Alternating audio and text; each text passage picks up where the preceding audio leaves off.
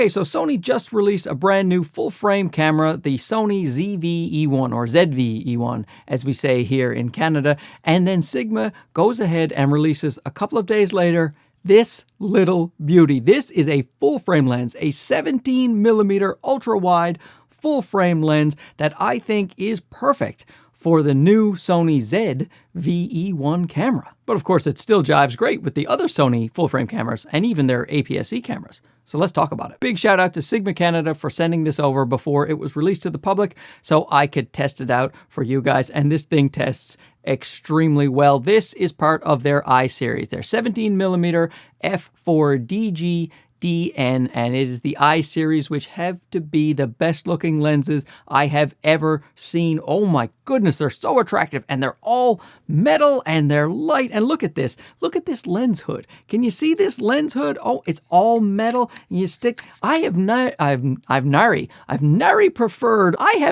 preferred a lens with its lens hood on, but this lens hood is so attractive. I actually like the way it looks even more with the lens hood. That is a first. And we'll talk about the features of this bad boy in a second, but let's get back to what I was saying at the beginning of the video. It is perfect for that new Sony ZV-E1 camera because that's marketed at people who want to do handheld shooting, maybe point the camera at their gorgeous faces, you know, and then it's going to use a lot of digital cropping for that great stabilization it has. So you're going to want a really wide lens that's also a small and light lens, and that is this lens. So I took it out just to prove it. I don't have a ZV-E1 yet. It's on order, but I took it out with my A7IV, and we can go check that out right now. So this is the A7IV just on active steady shot. So it's cropping in about 10%, and I'm just holding this at arm's length. Look at how wide this is. The lens is so small and light. Oh my goodness.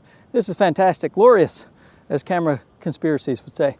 Whoa, this is a nice vlogging experience, huh? As long as I don't get hit by a train. Now, of course, I can also do this, which is I've run the footage through Catalyst Browse, and it has a 10% crop on it as well, and this gives you the most gimbal-like footage without a gimbal that you can get here on the A7IV. I use Catalyst Browse a lot, and I love it. That will be available on the ZV-E1 as well. In case you don't know what that is, the A7IV records the gyro data from the sensor, so you can run it through a free program called Catalyst Browse, or you can pay for the upgraded Catalyst Prepare, and then it takes a bit of time, but the results, fantastic. You can walk much more haphazardly when you're using Catalyst Browse instead of having to take those careful footsteps when you're just using the camera's stabilization modes. So now the ZV-E1 has another mode called dynamic stabilization. Of course, my ZV-E1 is not here yet. It is on order. So what I've done is I've emulated that look here on the A7IV. I have used the clear image zoom. I've cropped in about 30% with the clear image zoom. So that will give you about the field of view you will get with the dynamic stabilization. It's not even that cold out. I don't know why my lips are frozen. So as you can see, this lens is still quite wide, very usable. Even look, I could hold it out even further. That's arm's length, but just holding it nice and comfortable, still a nice wide focal length. So I think that this pairs very nicely with that new ZV-E1, as well as the other Sony full-frame cameras. So there you go. What a joy to use, so small and light. And you see, even with those digital crops, this guy is going to be fine and give you a nice wide field of view. If you are thinking about picking up that ZV-E1, you may want to think about picking up this guy right here. Like, look at this. So what I've been using for my ultra wide is this right here. It is my 16-35 f4 from Sony, and this. Just look at the difference in the size of these two lenses. Now, of course, this is a zoom lens. It has more versatility, but if you just want that ultra wide angle, here it is. Plus, this is a better optical performer than this guy, and it won't destroy your shoulder. So as I mentioned, the build quality is amazing, all metal. It has a wonderful clicky aperture ring, and the clicks are so satisfying, and the focus ring is so smooth, and it has an autofocus to manual focus switch. I just absolutely love the way this lens is built. It has a rubber gasket for weather sealing. They say it is dust and moisture resistant, and it has a 55mm filter thread. And the performance is outstanding on this guy. The autofocus is instant and it is silent. It is perfect. There's no point in even talking about Sigma autofocus anymore. Any lenses that they are coming out with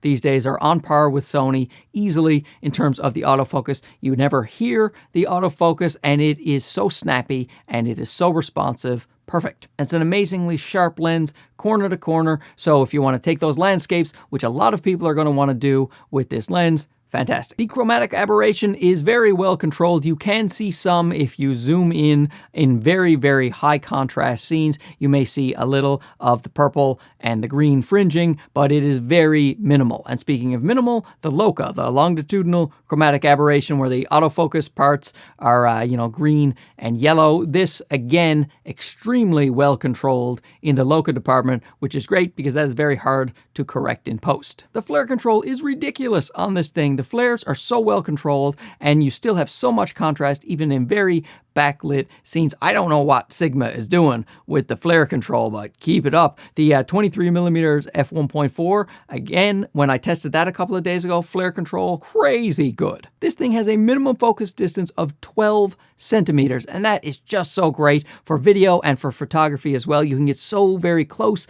to your subject, yet you still have that very wide angle. It has some very unique perspectives, and that is a lot of fun to shoot with. And even though it's an f4, you can still get some nice blurry backgrounds, especially with that minimum focus distance. Put the subject close to the lens and you blur out the background, and the blurry background looks quite nice. The fall off is good, very pleasing to the eye. Now, while I've been singing the praises of this guy, and deservedly so, there are a couple of drawbacks, like there's no optical stabilization. The lens is not stabilized. Now, most lenses coming out these days are not stabilized. They're relying a lot on the cameras these days. So this one, no exception, no stabilization in this guy. It is an f4, so it's not going to be great in low light. You're not going to get super blurry backgrounds, but it's also not going to be great in low light. I wouldn't use this as a studio lens unless your studio is nice and bright. Certainly not great for night photography or astrophotography. And lastly, it has a moderate amount of focus breathing. It's not a ton of focus breathing, but it is there, and it is noticeable if you do gigantic focus pulls, but a wide angle lens, you almost never do that, so I wouldn't consider the focus breathing to be much of an issue at all. Maybe when you're taking landscape photos and if you're trying to stack them, blend them together, you might have to fight that a little bit, but other than that, not going to be much of an issue. Now, this lens is coming in at $599 US, which is pretty fair for what it offers. It's not the cheapest lens in the world, but that's not super expensive for an ultra-wide lens that is built like this. Plus, you could use it on the APS-C cameras, and it will be more of a 25, 26 millimeter focal length on the APS-C cameras, but it really is going to shine on the full-frame cameras because you'll be able to do so much with that wide angle. So once again, thanks to Sigma for sending out the most attractive lens that I have ever seen. It is a shame I have to send it back. What if I don't send it back? What about that? Sigma, huh? Then they'll probably never send me another lens to review again. I'll send it back. I'm sorry. So let me know down below if this is a lens that you are interested in, and if not, why don't you tell me why? Then we can have a nice little discussion. Anyway, thanks for watching. We'll talk to you again soon. Okay, bye-bye.